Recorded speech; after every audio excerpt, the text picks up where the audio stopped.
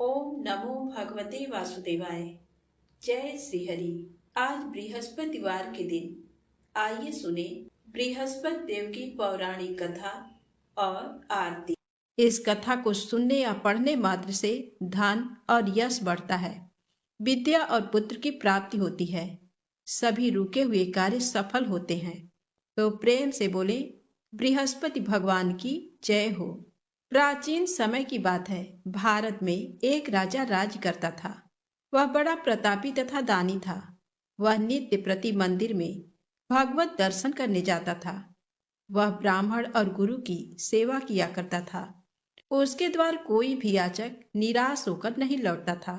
वह प्रत्येक गुरुवार को व्रत रखता एवं पूजन करता था, गरीबों की सहायता करता था। परंतु ये सब बातें उसकी रानी को अच्छी नहीं लगती थी। वह न व्रत करती और न किसी को एक भी पैसा दान में देती थी। वह राजा से भी ऐसा करने को मना किया करती थी। एक समय की बात है, राजा शिकार खेलने वन को चले गए। घर पर रानी और दासी थी। उस समय गुरु बृहस्पति साधु का रूप धारण कर राजा के दरवाजे पर भिक्षा मांगने आए। साधु ने रानी से भिक्षा मांगी तो वह कहने लगी, हे साधु महाराज, मैं इस दान और पुण्य से तंग आ गई हूँ। इस कार्य के लिए तो मेरे पतिदेव ही बहुत हैं। अब आप ऐसी कृपा करें कि सारा धन नष्ट हो जाए तथा मैं आराम से रह सकूं। साधु रूपी बृहस्पति देव ने कहा, हे देवी, तुम बड़ी विचित्र हो। संतान और धन से कोई दुखी नहीं होता, इसको सभी चाहते हैं। पापी भी पुत्र और धन की इच्छा करता है। अगर तुम्हारे पास धन अधिक है तो भूखे मनुष्यों को भोजन कराओ, प्याऊ लगवाओ, ब्राह्मणों को दान दो, धर्मशालाएं बनवाओ, कुआं, तालाब, बावड़ी, बाग बगीचे आदि का निर्माण कराओ तथा निर्धनों की कुंवारी कन्याओं का विवाह कराओ, साथ ही यज्ञ आदि करो।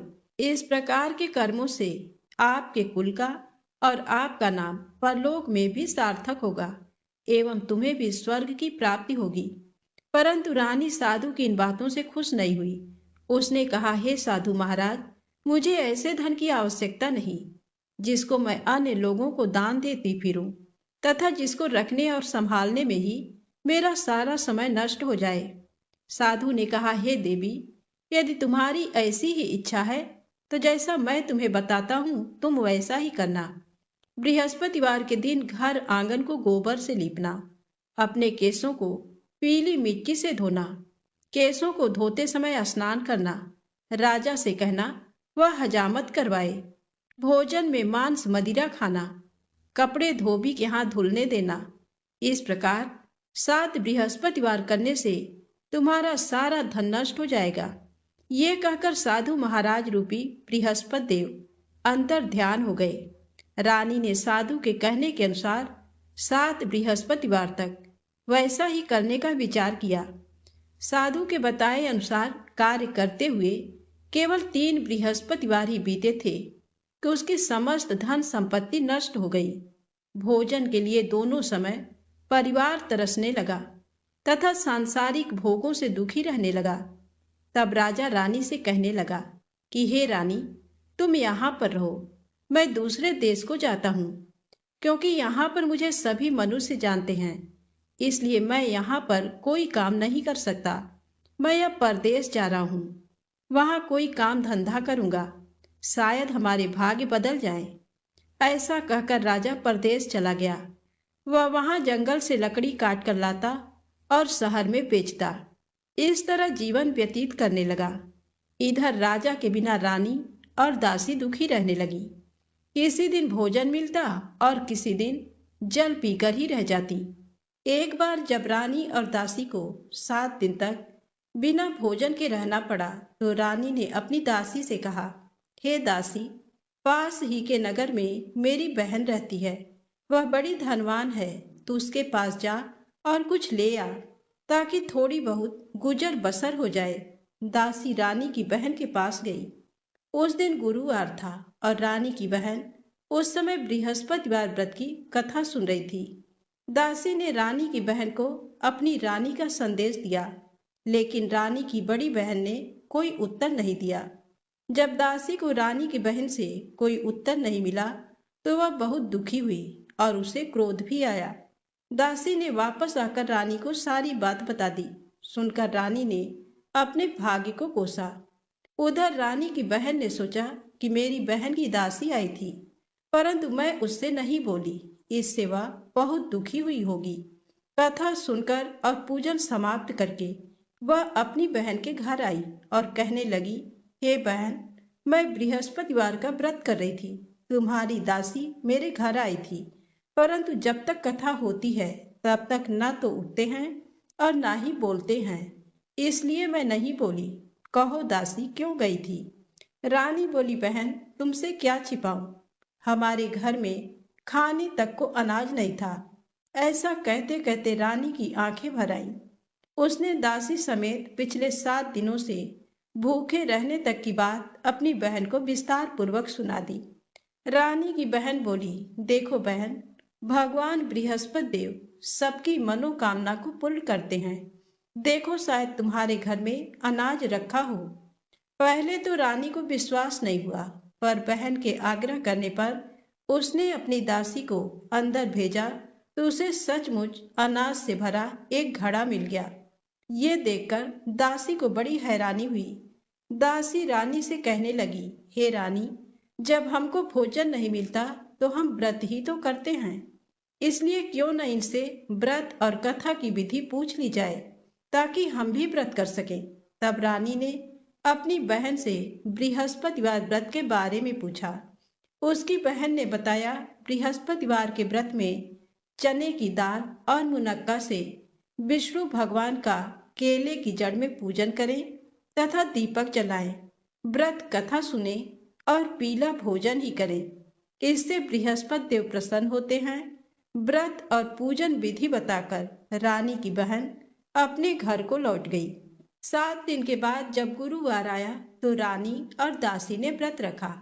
घुड़साल में जाकर चना और गुड़ लेकर आई, फिर उससे केले की जड़ तथा विष्णु भगवान का पूजन किया। अब पीला भोजन कहाँ से आए, इस बात को लेकर दोनों बहुत दुखी थे। चूंकि उन्होंने व्रत रखा था, इसलिए बृहस्पति देव उनसे प्रसन्न थे। इसलिए वे एक साधारण व्यक्ति का रूप धारण कर 2 थालों में सुंदर पीला भोजन दासी को दे गए। भोजन पाकर दासी प्रसन्न हुई और फिर रानी के साथ मिलकर भोजन ग्रहण किया। उसके बाद वे सभी गुरुवार को व्रत और पूजन करने लगी। बृहस्पति भगवान की कृपा से उनके पास फिर से धन संपत्ति आ गई, परंतु रानी फिर से पहले की तरह आलस्य करने लगी। तब दासी बोली, देखो रानी, तुम पहले भी इस प्रकार आलस्य करती थी। तुम्हें धन रखने में कष्ट होता था, इस कारण सभी धन नष्ट हो गया, और अब जब भगवान बृहस्पति की कृपा से धन मिला है तो तुम्हें फिर से आलस्य होता है। रानी को समझाते हुए दासी कहती है कि बड़ी मुसीबतों के बाद हमने ये धन पाया है, इसलिए हमें दान पुण्य करना चाहिए, भूखे मनुष्यों को भोजन कराना चाहिए और धन को शुभ कार्यों में खर्च करना चाहिए, जिससे तुम्हारे कुल का यश बढ़ेगा, स्वर्ग की प्राप्ति होगी और पितृ प्रसन्न होंगे। दासी की बात मानकर रानी अपना धन शुभ कार्यों में खर्च करने लगी, जिससे पूरे नगर में उसका यश फैलने लगा। एक दिन रानी और दासी दोनों आपस में विचार करने लगी कि न जाने राजा किस दशा में होंगे। उनकी कोई खोज खबर भी नहीं है। उन्होंने श्रद्धा पूर्वक गुरु बृहस्पति भगवान से प्रार्थना की कि राजा जहाँ कहीं भी हो शीघ्र वापस आ जाएं। उधर राजा परदेश में बहुत दुखी रहने लगा। वह प्रतिदिन जंगल से लकड़ी बीनकर लाता और उसे शहर में बेचकर अपने दुखी जीवन को बड़ी कठिनता से व्यतीत करता था। एक दिन दुखी हो अपनी पुरानी बातों को याद करके वह रोने लगा और उदास हो गया। उसी समय राजा के पास बृहस्पति देव साधु के वेश में आकर बोले, हे लकड़हारे, तुम इस सुनसान जंगल में किस चिंता में बैठे हो, मुझे बतलाओ। ये सुन राजा के नेत्रों में जल भर आया। साधु की वंदना कर राजा ने अपनी संपूर्ण कहानी सुना दी। महात्मा दयालु होते हैं। वे राजा से बोले, हे राजा, तुम्हारी पत्नी ने बृहस्पति देव के प्रति अपराध किया था। किसके कारण तुम्हारी ये दशा हुई। अब तुम किसी प्रकार की चिंता मत करो, भगवान तुम्हें पहले से अधिक धन देंगे। देखो, तुम्हारी पत्नी ने बृहस्पतिवार का व्रत प्रारंभ कर दिया है। अब तुम भी बृहस्पतिवार का व्रत करके चने की दाल व गुड़ जल के लोटे में डालकर केले का पूजन करो। फिर कथा कहो या सुनो। भगवान तुम्हारी सब कामनाओं को पूर्ण करेंगे। साधु की बात सुनकर राजा बोला, हे प्रभु, लकड़ी बेचकर तो इतना पैसा भी नहीं मिलता जिससे भोजन करने के उपरांत कुछ बचा सकूं। मैंने रात में अपनी रानी को व्याकुल देखा है। मेरे पास कोई साधन नहीं जिससे इसका समाचार जान सकूं। फिर मैं बृहस्पति देव की क्या कहानी कहूँ, ये भी मुझको मालूम नहीं है। साधु ने कहा, हे राजा, मन में बृहस्पति भगवान के पूजन व्रत का निश्चित करो। वे स्वयं तुम्हारे लिए कोई राह बना देंगे। बृहस्पतिवार के दिन तुम रोजाना की तरह लकड़ियां लेकर शहर में जाना। तुम्हें रोज से दुगना धन प्राप्त होगा, जिससे तुम भली भांति भोजन कर लोगे तथा बृहस्पति देव की पूजा का सामान भी आ जाएगा। जो तुमने बृहस्पतिवार की कहानी के बारे में पूछा है, वह इस प्रकार है। प्राचीन काल में एक बहुत ही निर्धन ब्राह्मण था। उसके कोई संतान नहीं थी। वह नित्य पूजा पाठ करता। उसकी स्त्री न स्नान करती और न किसी देवता का पूजन करती। इस कारण ब्राह्मण देवता बहुत दुखी रहते थे। भगवान की कृपा से ब्राह्मण के यहाँ एक कन्या उत्पन्न हुई। कन्या बड़ी होने लगी। प्रातः स्नान करके वह भगवान विष्णु का जप करती। बृहस्पतिवार का व्रत भी करने लगी। पूजा पाठ समाप्त कर पाठशाला जाती तो अपनी मुट्ठी में जौ भरकर ले जाती और पाठशाला जाने के मार्ग में डालती जाती। लौटते समय वही जौ स्वर्ण के हो जाते तो उनको बीनकर घर ले आती। एक दिन वह बालिका सूप में उन सोने के जौ को फटककर साफ कर रही थी कि तभी उसकी माँ ने देख लिया और कहा, हे बेटी, सोने के जौ को फटकने के लिए सोने का सूप भी तो होना चाहिए। दूसरे दिन गुरुवार था। कन्या ने व्रत रखा और बृहस्पति देव से सोने का सूप देने की प्रार्थना की।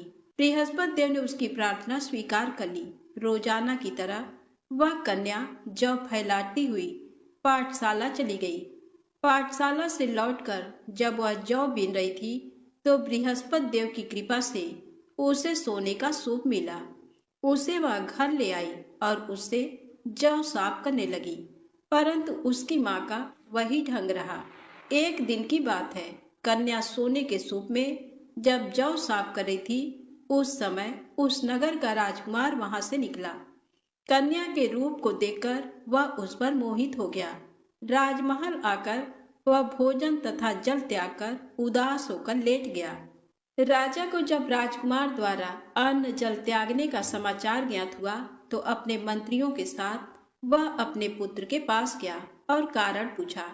राजकुमार ने राजा को उस लड़की के घर का पता भी बता दिया। मंत्री उस लड़की के घर गया। मंत्री ने ब्राह्मण के समक्ष राजा की ओर से निवेदन किया। कुछ ही दिन बाद ब्राह्मण की कन्या का विवाह राजकुमार के साथ संपन्न हो गया। कन्या के घर से जाते ही ब्राह्मण के घर में पहले की भांति गरीबी का निवास हो गया। एक दिन दुखी होकर ब्राह्मण अपनी पुत्री से मिलने गए। बेटी ने पिता की अवस्था को देखा और अपनी माँ का समाचार पूछा। ब्राह्मण ने सभी हाल कह सुनाया। कन्या ने बहुत सा धन देकर अपने पिता को विदा कर दिया, लेकिन कुछ दिन बाद फिर वही हाल हो गया।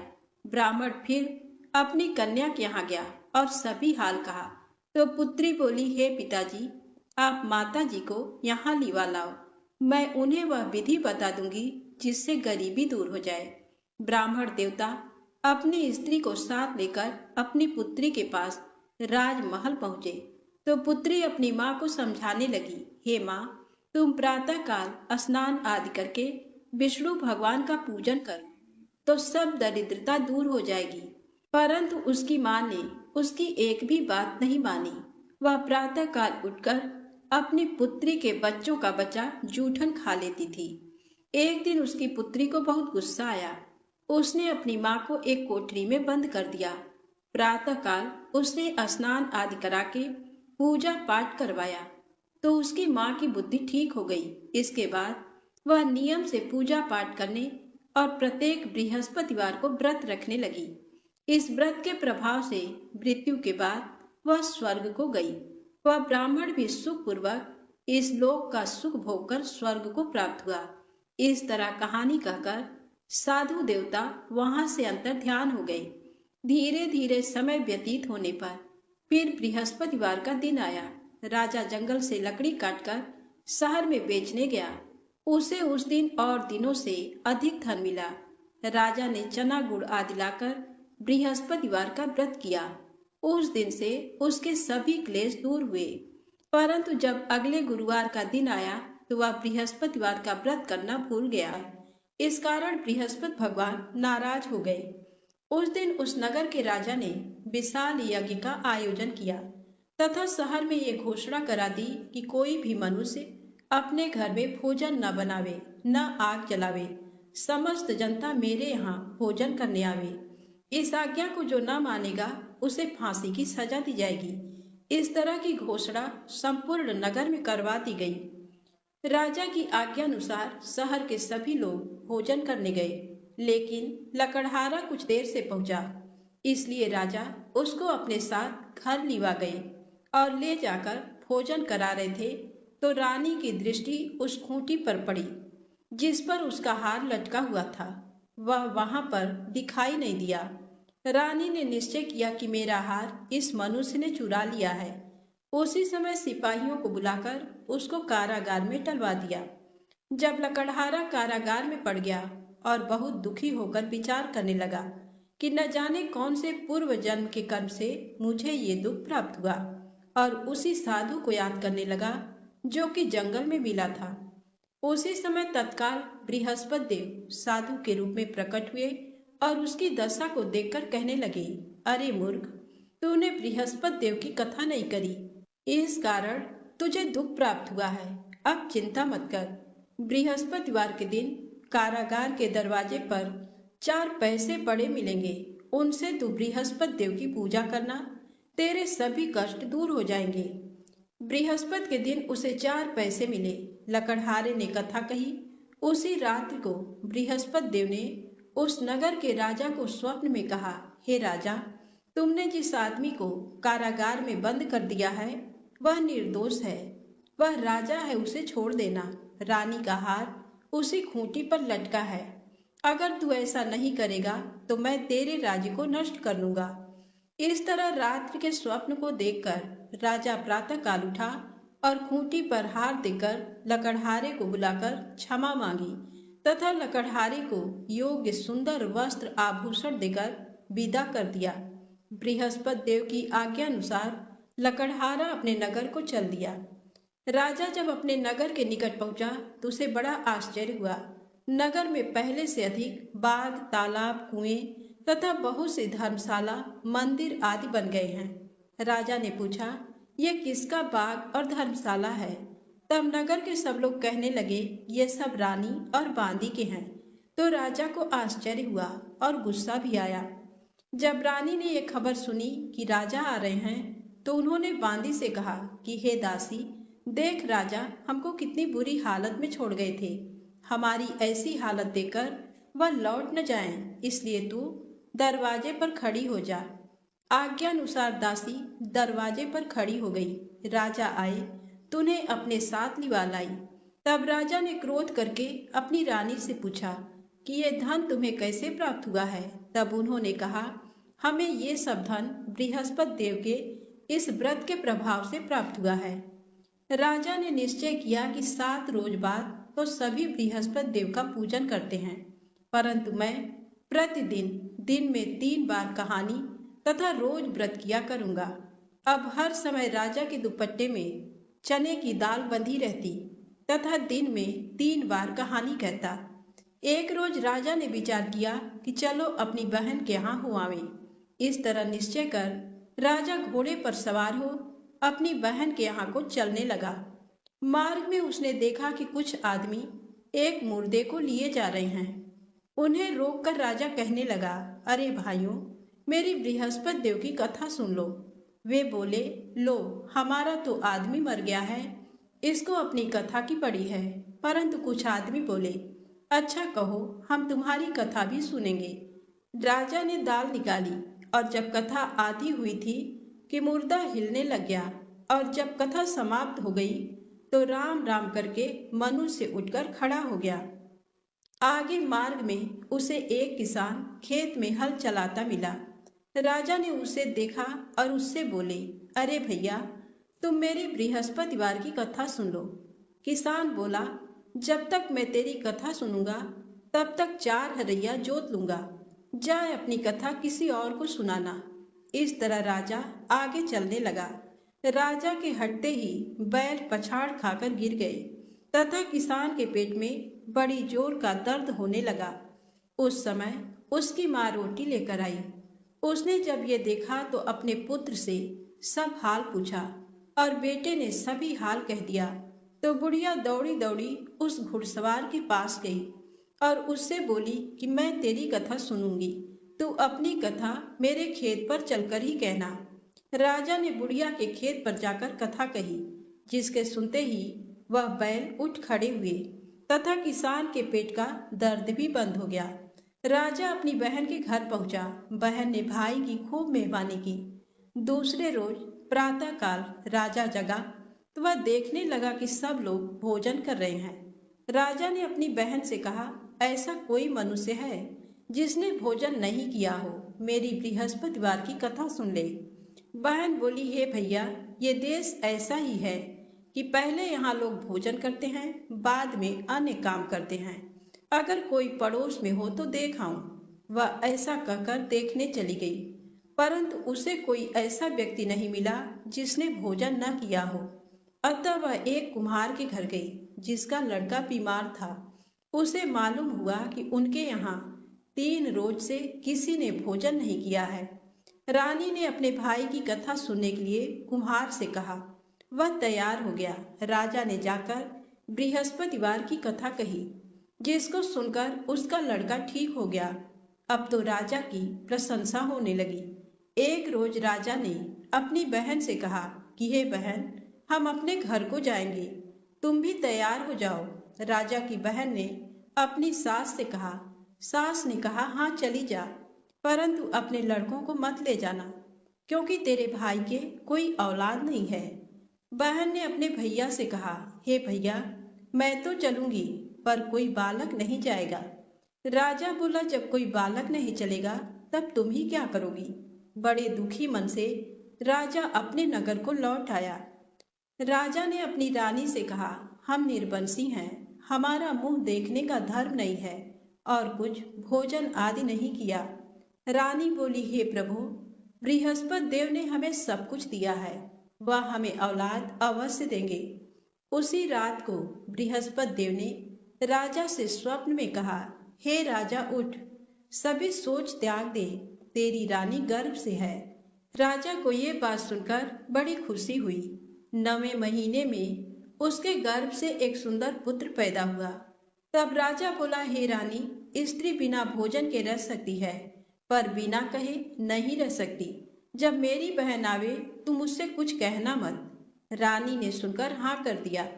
जब राजा की बहन ने ये शुभ समाचार सुना तो वह बहुत खुश हुई तथा बधाई लेकर अपने भाई के यहाँ आई। तभी रानी ने कहा, घोड़ा चढ़कर तो नहीं आई, गधा चढ़ी आई। राजा की बहन बोली, भाभी, मैं इस प्रकार न कहती तो तुम्हें औलाद कैसे मिलती। बृहस्पति देव ऐसे ही हैं, जैसी जिसके मन में कामनाएं हैं सभी को पूर्ण करते हैं। जो सद्भावना पूर्वक बृहस्पतिवार का व्रत करता है एवं कथा पढ़ता है अथवा सुनता है, दूसरों को सुनाता है, बृहस्पति देव उसकी सभी मनोकामना पूर्ण करते हैं। प्रेम से बोले, बृहस्पति भगवान की जय हो। आइए सुने बृहस्पति देव की आरती। ओम जय बृहस्पति देवा, ओम जय बृहस्पति देवा, छिन छिन भोग लगाऊं कदली फल मेवा। ओम जय बृहस्पति देवा, तुम पूर्ण परमात्मा, तुम अंतर्यामी, जगत पिता जगदीश्वर तुम सबके स्वामी। ओम जय बृहस्पति देवा, चरणामृत निज निर्मल सब पातक हरता। सकल मनोरथ दायक कृपा करो भरता। ओम जय बृहस्पति देवा, तन मन धन अर्पण कर जो जन शरण पड़े। प्रभु प्रकट तब होकर आकर द्वार खड़े। ओम जय बृहस्पति देवा, दीन दयाल दयानिधि भक्तन हितकारी। पाप दोष सब हरता भव बंधन हारी। ओम जय बृहस्पति देवा, सकल मनोरथ दायक सब संशय हारो। विषय विकार मिटाओ संतन सुखकारी। ओम जय बृहस्पति देवा, श्री बृहस्पति जी की आरती प्रेम से जो गावे। सुख संपत्ति धन वैभव सो निश्चय पावे। ओम जय बृहस्पति देवा। प्रेम से बोले विष्णु भगवान की जय, बृहस्पति देव भगवान की जय।